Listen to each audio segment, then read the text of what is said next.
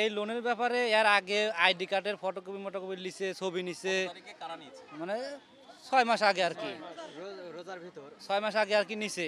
সেটাই এখন এসে বলতেছে ঢাকা যাওয়া লাগবে, ঢাকা যায় এটার ফর্ম দেওয়া লাগবে, এগুলো লিখে দেওয়া লাগবে, দিয়ে মানে টাকা দিবে আর কি। সেই জন্য আমরা আছি। আমরা শুনছি ওই মিশুর কাছে যে 1 লাখ টাকা দিবি, মাসে মাসে 1200 টাকা কিস্তি নিবি। এইরকম যারা ঢাকা যাবি তারা লোন পাবি, যারা যাবি না তারা পাবি না। তো আমরা গরিব মানুষ, ধরেন আমরা এই আশাই আছি যে মাসে মাসে 1200 টাকা কিস্তি লোন দিলে আমরা একটু সুবিধা পাবো, এই জন্যে সবাই আছি। কত জাম জট, কত কি রওনা দিছি মনে করি রাত 3টার দিকে আসি, ট্রেনে আসি, তারপর হাইস আসে না, সেই হাইস হাইসে তারপর এসে দাবি করছে যে ভাড়া বেশি দেওয়া লাগবে। 8,000 টাকা ঠিক করছে, 9,000 টাকা ভাড়া দেওয়া লাগবে, এইভাবে আসি। টাকা বাজাবে সরকারি লোন হিসাবে, 3 বছরের লাভ নেবে না, 3 বছর পরে টাকা আবার দিতে হবে।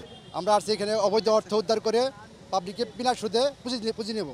এই জন্য আমরা জায়গা থেকে আমরা সবাই একত্রিত হয়ে আমরা এখানে সমবেত হয়েছি। এটা আমাদের অহিংস গণ অভ্যুত্থান নামে একটি সিভিল রাইট সংগঠন আছে, যে সংগঠন সিভিল রাইট সংগঠন বলা হয়। এই সংগঠন থেকে একটি আইন প্রণয়নের মাধ্যমে অবৈধ অর্থ উদ্ধার ও গণমুখী বিনিয়োগ জাতীয় সংস্থা নামে একটি আইন প্রণয়ন করা হবে, এবং এই প্রণয়নের মাধ্যমে এখান থেকে পাবলিককে বিনা সুদে বিনা লাভে পুঁজি দেওয়া হবে। এটা আসছে সংগঠন আমাদের আবেদনের জন্য।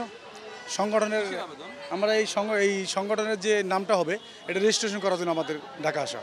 ওরা তো বলছে আপনারা লোন দিবেন বলে আপনারা নিয়েছিলেন।